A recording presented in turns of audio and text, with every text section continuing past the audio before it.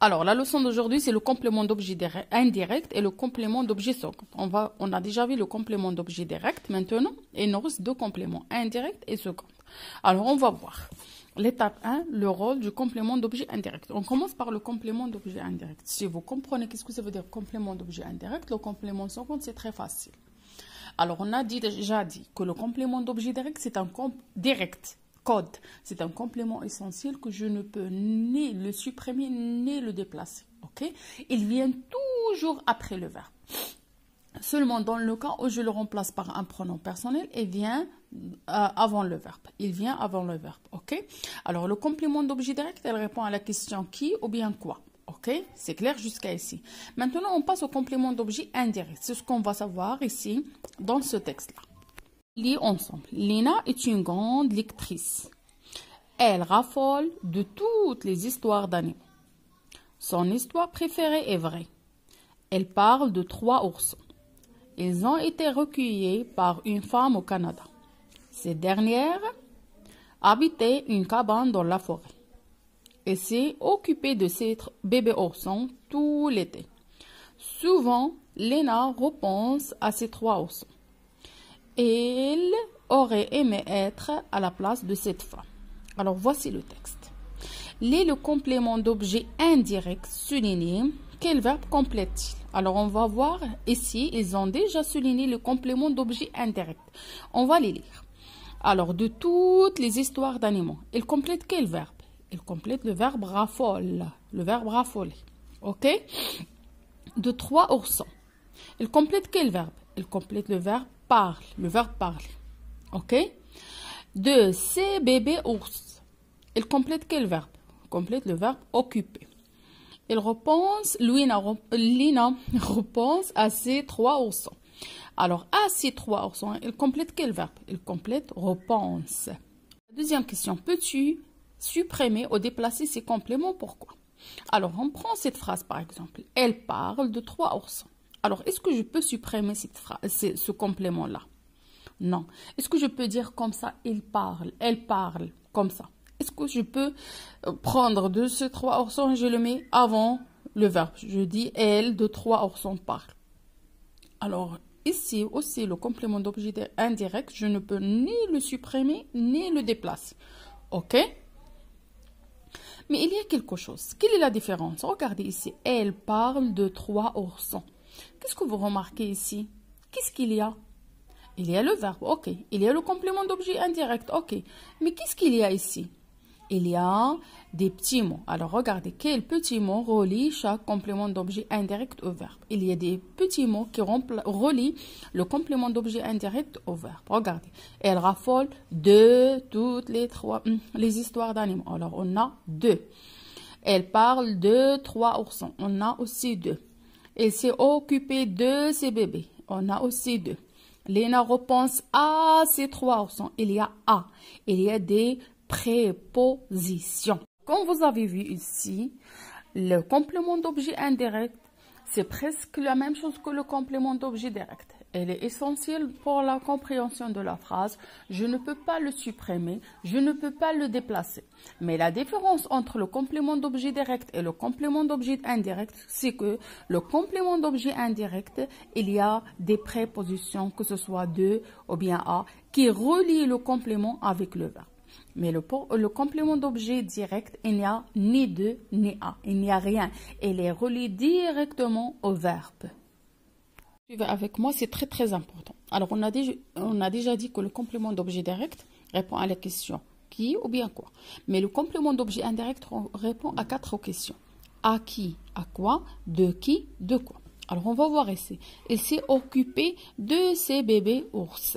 Alors, elle s'est occupée de qui? De ses bébés ours. Lina repense à ses 3 oursons. Lina repense à qui? À ses 3 oursons. Elle raffole de quoi? Elle raffole de toutes les histoires d'animaux. Elle raffole de quoi? Alors ici, je posais la question de quoi?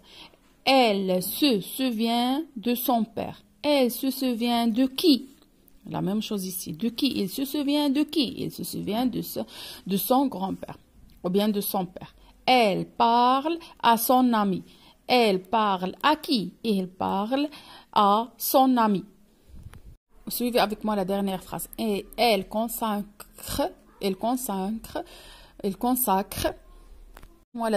suivez avec moi la dernière phrase.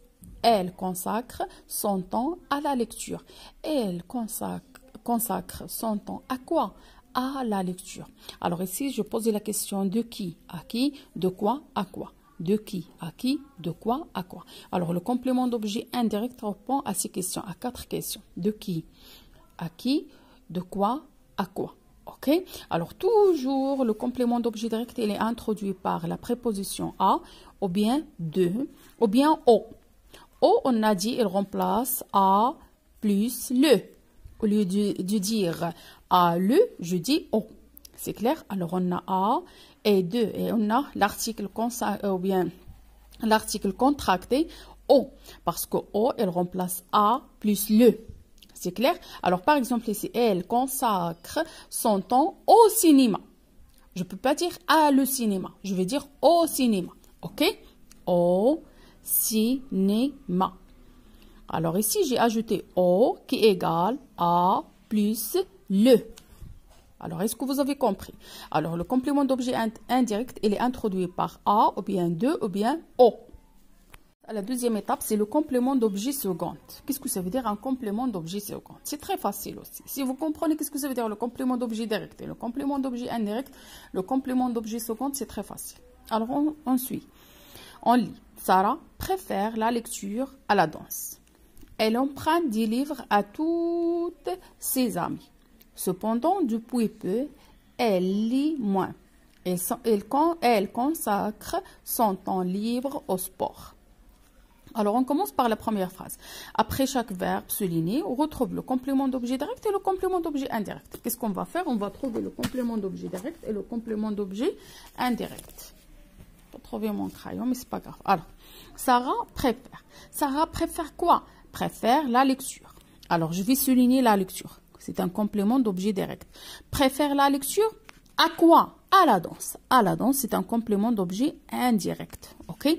La lecture, c'est un complément d'objet direct. À la danse, c'est un complément d'objet indirect. Ok? Deuxième phrase. Elle emprunte quoi? Elle emprunte des livres. Alors, des livres, c'est un complément d'objet direct. À qui? À toutes ses amies. Tout ça, à toutes et ses amis, c'est un complément d'objet indirect. Ok? Alors, chaque verbe ici, il a un complément d'objet direct et un complément d'objet indirect. Cependant, depuis peu, elle lit moins. Elle consacre son temps libre au sport. Alors, elle consacre, c'est le verbe consacre. Elle consacre quoi? Son temps. Alors, son temps, c'est un complément d'objet direct, son temps libre. À qui? Au sport. Ou bien à quoi? Au sport. Alors, ça, c'est un complément d'objet indirect. Alors, comme vous voyez ici, chaque verbe, il a un complément d'objet direct et un complément d'objet indirect. Et toujours, s'il vous plaît, le complément d'objet direct, il vient avant le complément d'objet indirect. Alors ici, ce complément d'objet indirect qui est ici, on l'appelle le complément second. Le complément second. Le complément d'objet indirect qui vient après le verbe, c'est un complément second. C'est clair? Alors, faites attention. Ici, il y a des verbes qui peuvent avoir le complément d'objet direct et le complément. Maintenant, est-ce que vous avez compris? Le complément d'objet second, c'est un complément d'objet indirect qui vient après le complément d'objet direct. Il vient dans la seconde place, la deuxième place. C'est pour ça qu'on appelle seconde. C'est clair? Seconde place, c'est la deuxième. C'est clair?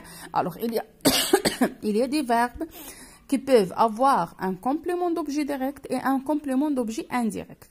Alors, si le complément d'objet indirect, il vient après le complément d'objet direct, on appelle un complément d'objet seconde. Un complément d'objet seconde. C'est clair? Alors, le complément d'objet seconde égale le complément d'objet indirect qui vient après le complément d'objet direct. Est-ce que vous avez compris maintenant qu'est-ce que ça veut dire le complément d'objet seconde? Maintenant, l'étape 3. À quelle classe grammaticale peuvent appartenir le complément d'objet indirect et le complément d'objet second? Comme on a vu dans le complément d'objet direct, alors il peut être un groupe nominal, un nom propre, un pronom personnel, un verbe à l'infinitif. C'est la même chose pour le complément d'objet indirect et le complément d'objet second. Comme vous voyez ici. Alors, on passe directement au complément. Et il ressemble à Lina. Il ressemble à qui? À Lina. Alors, à Lina, Lina, c'est un nom propre. Alors, le complément d'objet indirect, il peut être un nom propre. Le soir, quand Lina s'occupe de ses frères. Alors, elle s'occupe de ses frères. De ses frères. Ses frères, c'est un groupe nominal. Elle leur lit des albums. Alors, leur, ici, c'est un pronom personnel qu'on remplace le complément d'objet indirect. Alors, pour les pronoms personnels qu'on remplace le complément d'objet indirect, il y a leur, c'est le nom, il est au pluriel. Et il y a lui, c'est le nom, il est au singulier. Alors, si on a Lina s'occupe de son frère, on dit Lina, lui, s'occupe. OK? Alors, ici, ou bien, elle, lui, dit lit. C'est clair? Puisqu'on a ici le pluriel, on le remplace par leur. Est-ce que c'est clair? Personnel qui remplace le complément d'objet indirect qui vient avant le verbe, il y a lui et leur. Lui et leur. Lui remplace un nom qui est au singulier et leur remplace un nom qui est au pluriel. Il y a d'autres pronoms personnels complément d'objet direct, mais il vient après le verbe. OK? Mais ce qu'on nous intéresse maintenant, c'est lui et leur. OK? Pour vous, vous êtes en 4e année, ce que vous intéresse, c'est de savoir que lui remplace un complément d'objet indirect qui est au singulier, que ce soit féminin ou bien masculin, et leur remplace un complément d'objet indirect qui est au pluriel. OK? Alors, leur, c'est un pronom personnel. Puis, elle est persuade de dormir. De quoi? De dormir. Dormir, c'est un verbe à l'infinitif. Alors, le complément d'objet indirect, il peut être un groupe nominal, un nom propre, un pronom personnel ou bien un verbe à l'infinitif. C'est la même chose qu'on a vu pour le complément d'objet direct.